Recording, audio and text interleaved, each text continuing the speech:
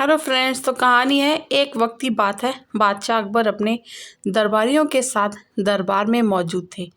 तभी उनके मन में एक बात आती है। बादशाह बोलते हैं कि मेरे आसपास हमेशा बुद्धिमान लोग रहते हैं और मैं उनके बीच रहकर बोर हो गया हूँ। मैंने फैसला किया है कि मुझे कुछ मूर्ख व्यक्तियों से मिलना चाहिए।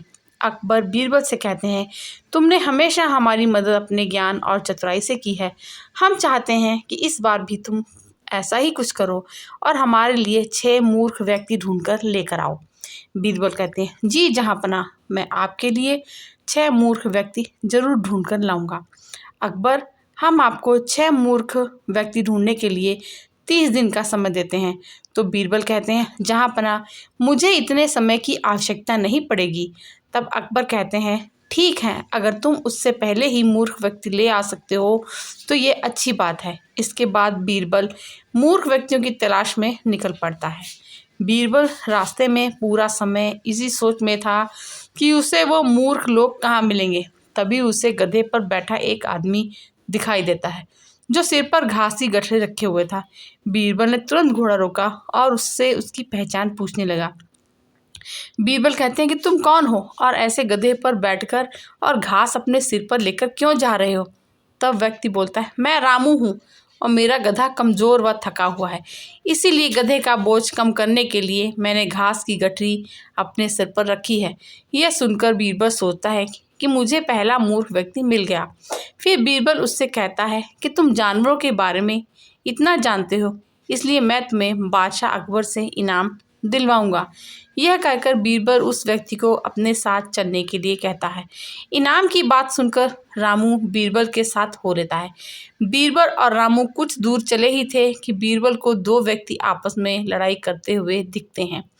बीरबल उन दोनों व्यक्तियों को लड़ने से रोकता है और उनसे पूछता है कि तुम दोनों कौन हो और किस बात के लिए लड़ रहे हो। पहला व्यक्ति कहता है, जनाब मेरा नाम चंगू है, और दूसरा व्यक्ति कहता है, मेरा नाम मंगू है। मंगू, जनाब मुझे चंगू कहता है कि इसके पास शेर है जिसे वो मेरी गाय के शिकार के लिए छोड़ेगा। तब चंगू कहता है, हाँ मैं ऐसा ही करूँगा और मुझे बहुत मज़ा भी आने वाला है। तब बीरबल कहते हैं, कहाँ है तुम्हारे लोगों की गाय और शेर। तब मंगू जवाब देता है, जब भगवान हमें वरदान देने आएंगे तो मैं उनसे गाय मांगूंगा और चंगू शेर मांगेगा, जिसे यह मेरी गाय पर छोड़ने की बात कर रहा है। बीरबल कहते हैं, अच्छा ये बात है। उनकी बातें सुनकर बीरबल समझ जाते हैं कि ये 2 मूर्ख व्यक्ति और मिल गए।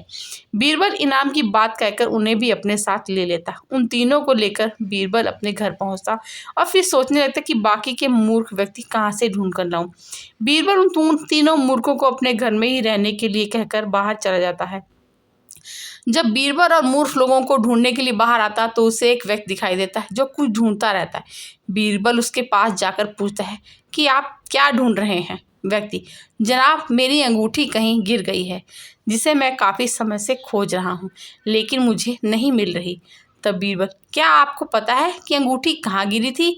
व्यक्ति, दरअसल मेरी अंगूठी यहाँ से दूर उस पेड़ के पास जा गिरी थी, लेकिन वहाँ अंधेरा होने के कारण मैं यहाँ उसे ढूंढ रहा हूँ।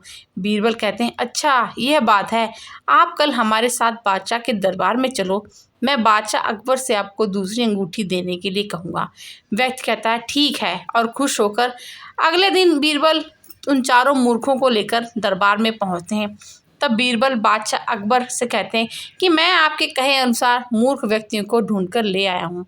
तब अकबर कहते हैं, बीरबल तुमने तो एक ही दिन में मूर्ख व्यक्ति ढूंढ लिए, क्या हमारे राज्यों में मूर्खों की संख्या अधिक है और तुम यकीन के साथ कैसे कह सकते हो कि व्यक्ति मूर्ख है।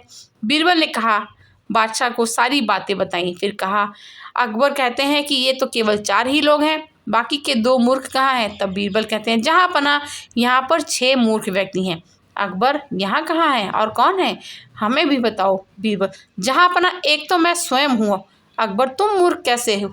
तो बीरबल कहते हैं, मैं इसलिए मूर्ख हूँ क्योंकि मैं इन मूर्खों को खोज कर लाया। अकबर हंसने लगते हैं और कहते हैं कि मैं समझ गया कि दूसरा मूर्ख कौन है, पर मैं तुमसे सुनना चाहता हूँ। बीरबल कहते हैं, दूसरे मूर्ख आप हैं जहाँपना, जो आपने मुझे मूर्ख व्यक्तियों को लाने के लिए कहा।